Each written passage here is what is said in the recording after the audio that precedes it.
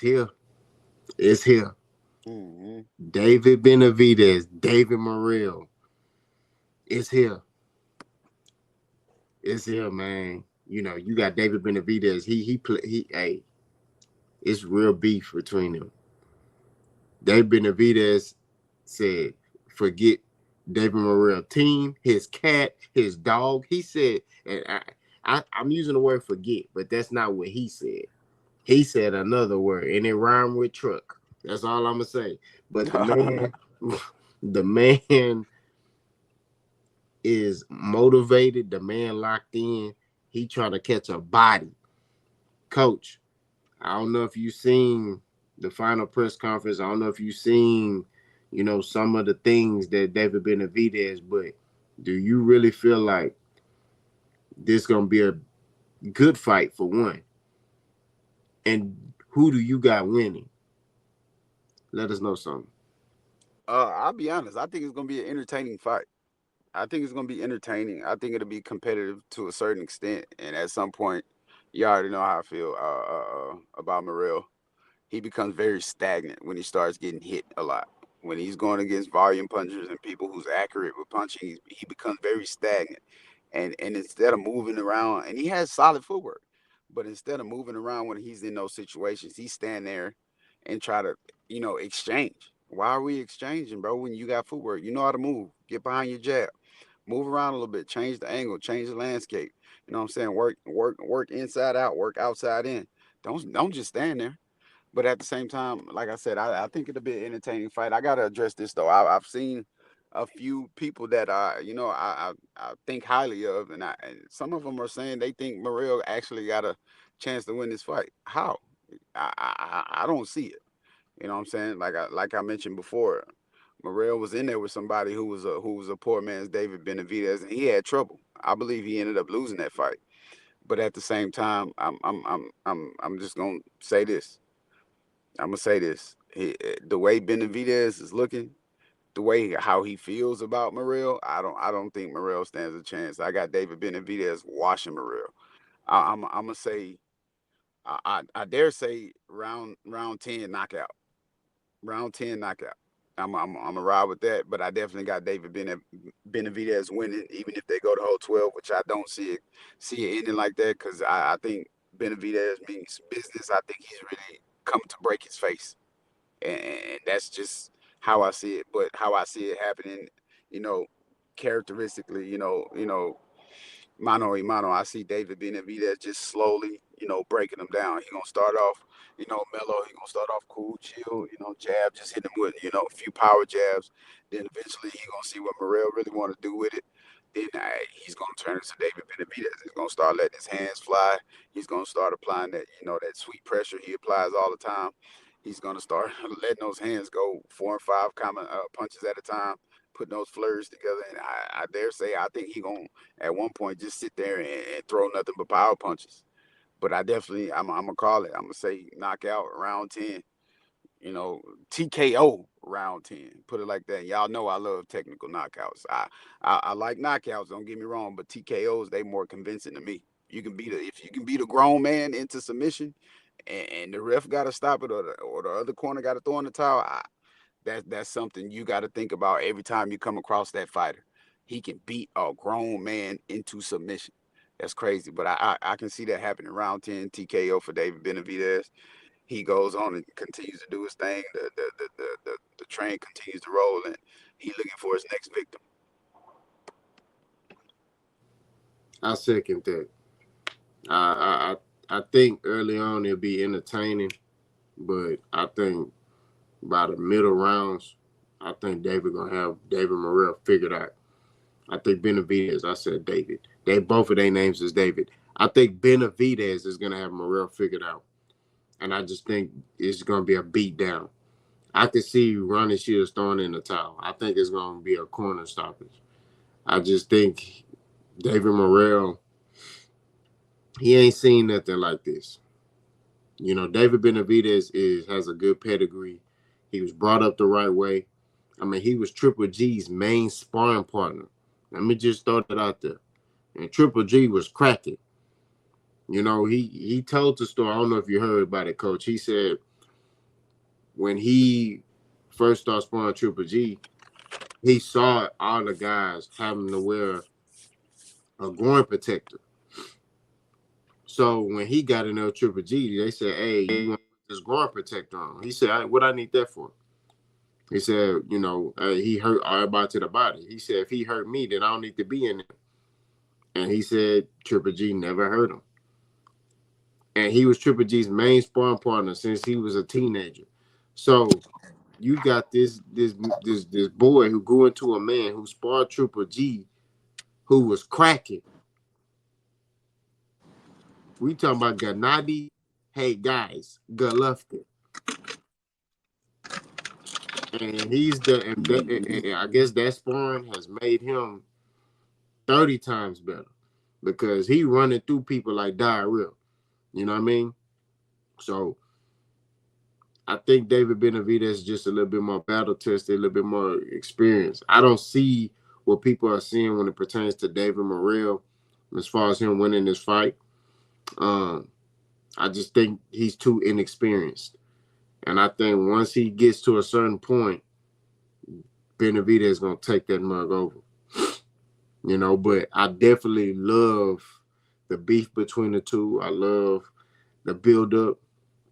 It's going to bring a lot of, fans to see, this particular fight. And, it's a good fight card. You know what I'm saying? You got Stephen Coolboy Fulton on the card.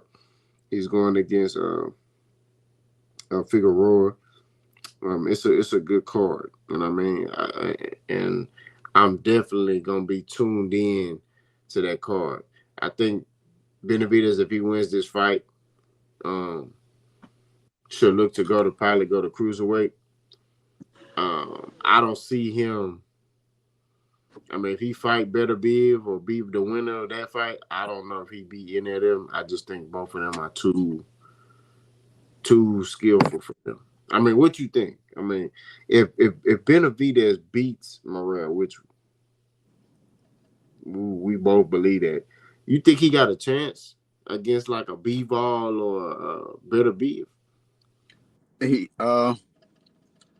I'll be honest. It took me a while to gain respect for Benavides, but at the same time,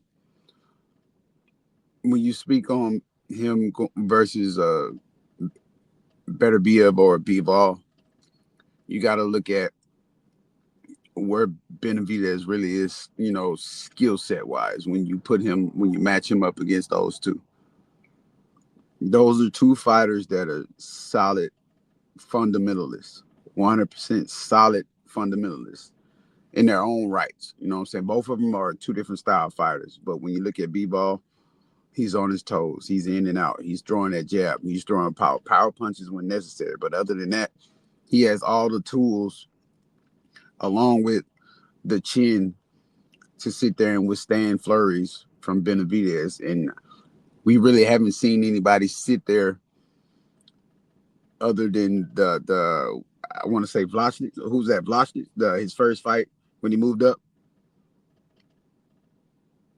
Yeah, that was his first fight. Yeah. Other than that, we haven't seen. You know what I'm saying? We haven't seen too many guys just stand there and be able to deal with those flurries he throws and walk away unscathed and continue, to fight the way they fight, whether they made it 12 rounds or they got knocked out. It's not too many guys that's going to do that. And when you speak about Bivol and Beterbiev, those two guys, they can sit there and withstand those flurries. They're solid. They're built off of strength, toughness, grit, grind, dirty. They're built off of that. So they're looking for that. They want somebody to challenge them. And I believe those two guys are somebody who would accept that challenge. And I ain't gonna lie. Bivol, I got Bivol. If he was to be matched up against Bivol, I got Bivol winning against Benavides split decision. That'll be a great fight to watch. Beterbiev, if he gets in there with Beterbiev, good Lord. I don't know if he's going to be able to stand there and let those flurries go and not get touched and not get hurt when you're in there with Beterbiev. Because if you look at how Beterbiev trains, he trains, basically against a whole boxer's regimen. He lifts heavyweights. He does all that extra running. Because let's be honest, when it comes to running with boxing, people tend to focus on long distance, but boxing is a sprint. You need to be sprinting. You can get your miles in, but if you're gonna go out and run 4 miles, okay, run 2 miles. That's which is cool. But that last 2 miles, break it down into sprint segments. Get you a couple 100 wind sprints in, get you some 40 yard sprints in, get you some 200 sprints in. Because boxing is more about being able to work in spurts. You know what I'm saying? Working in spurts is what boxing is. It's not, oh, I'm gonna run 8 miles and that's that. When you run it long distance, it only maintains what you've been doing for your sprinting. But if you're not sprinting, it doesn't make sense. But anyways, better BF does all that. He trains against the boxer's regimen, which makes him that much tougher. And he still gets out there and he fights like he does a routine boxing regimen. But at the same time, I don't know. I think Benavides get clipped. Not gonna say he get knocked out. He get knocked down, and he can't shake back against Better Biev, and I got Better Biev winning that one. Majority decision against Benavides. But who am I? You know what I'm saying? That's an opinion. And hopefully we do get something like that because I think both of those, Benavides versus Bivol, Benavides versus Better Biev, that's a lot of B's right there. But anyways, I think both of those are tremendous matchups, and I would like to see it, especially if he moves up in weight and fights, closer to what I think is his natural weight. I think that'll be, a, a solid competitive matchup between those, three fighters. Yeah, or he can go to cruiserweight. I know his dad was flirting with cruiserweight, and if he go up there, he could fight Zurdo Ramirez. You know what I mean? But we shall see. I think when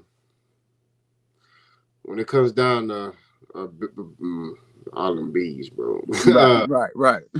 Benavides against Bivol, one thing that could help him win that fight that Andre Ward told him is a jab.